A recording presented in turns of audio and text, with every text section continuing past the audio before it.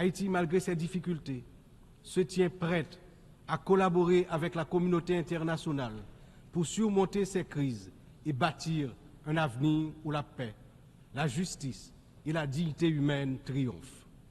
Mais nous ne pouvons y arriver seuls.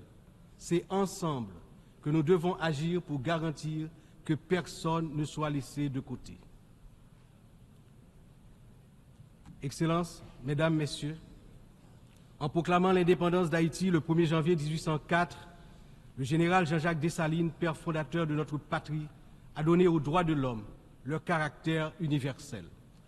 En d'autres termes, avec le triomphe de la révolution haïtienne de 1804, ayant lancé le processus de démantèlement de l'ordre colonial et esclavagiste, les droits de l'homme ont cessé d'être uniquement les droits de l'homme blanc pour devenir les droits de tous les hommes, de toutes les femmes, c'est-à-dire les droits de l'humanité tout entière.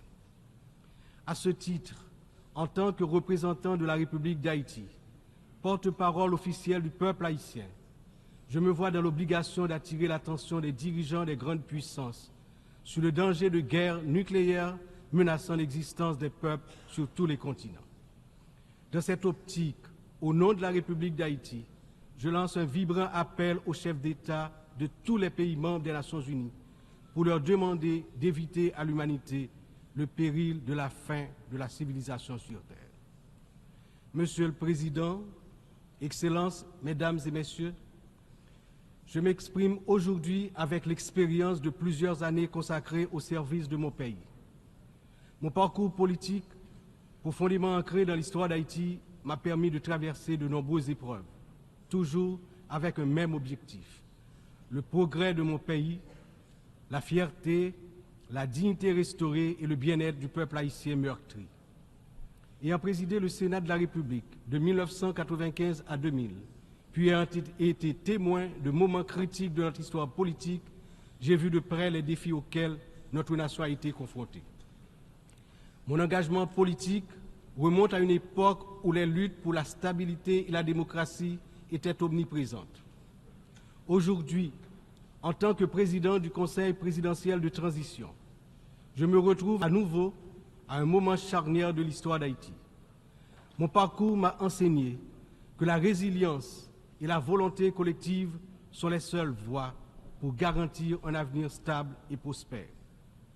C'est avec cette vision, ce dévouement et la force que confère cette riche expérience politique que je m'engage à conduire la transition, déterminé à mener Haïti vers la paix, la sécurité et la démocratie participative, par la tenue de la conférence nationale, le renouvellement du personnel politique à travers des élections libres, crédibles, transparentes.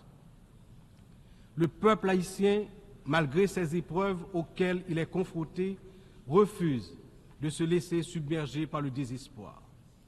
Des défis d'une ampleur sans précédent, une violence dévastatrice, une instabilité politique persistante, une précarité quasi générale et une pauvreté dégradante se posent à son intelligence et à ses capacités d'action. Au milieu de cette tempête, il a compris qu'il lui fallait prendre une décision courageuse, celle de se mettre ensemble, de s'unir malgré les différences profondes pour pouvoir se relever et se mettre en marche, en toute confiance, vers la sortie de la crise multidimensionnelle qui l'afflige depuis déjà trop longtemps. La création du Conseil présidentiel de transition est une matérialisation de cette décision, un exemple tangible de cette volonté de se réconcilier avec soi-même. Ce Conseil qui rassemble organisations de la société civile et toutes les tendances politiques du pays est le fruit de longues négociations. Il incarne la pluralité de la société haïtienne. Sa feuille de route est claire: restaurer la sécurité publique, organiser des élections libres, transparentes à la fin de l'année 2025, rétablir la confiance dans les institutions de l'État. Pour y parvenir, nous, responsables au plus haut niveau de l'État, savons que nous aurons besoin du soutien de la communauté internationale. Mais d'abord, nous devons compter sur nous-mêmes, sur notre résilience, notre capacité à surmonter les divergences, les divisions internes. Il est important de souligner que la résolution des problèmes d'Haïti repose avant tout sur les épaules du peuple haïtien. Il est de notre devoir, en tant que nation souveraine, de prendre en main notre destin, de surmonter les divisions et de construire ensemble un avenir de paix et de prospérité. Cependant, cette responsabilité n'incombe pas seulement à nous. La communauté internationale, les Nations unies, les puissances étrangères qui ont souvent joué un rôle décisif dans l'histoire d'Haïti ont également une part essentielle dans ce processus de restauration de la paix, de redressement économique, de renouvellement institutionnel et d'établissement d'un État de droit. En ce sens, l'échec d'Haïti à se relever n'est pas seulement celui d'une nation. Il traduit un échec collectif, une incapacité mondiale à respecter pleinement les principes de solidarité, de justice et de coopération internationale. C'est ensemble, avec une responsabilité partagée et un engagement renouvelé, que nous pourrons transformer cette crise en opportunité et tracer une voie durable vers la paix.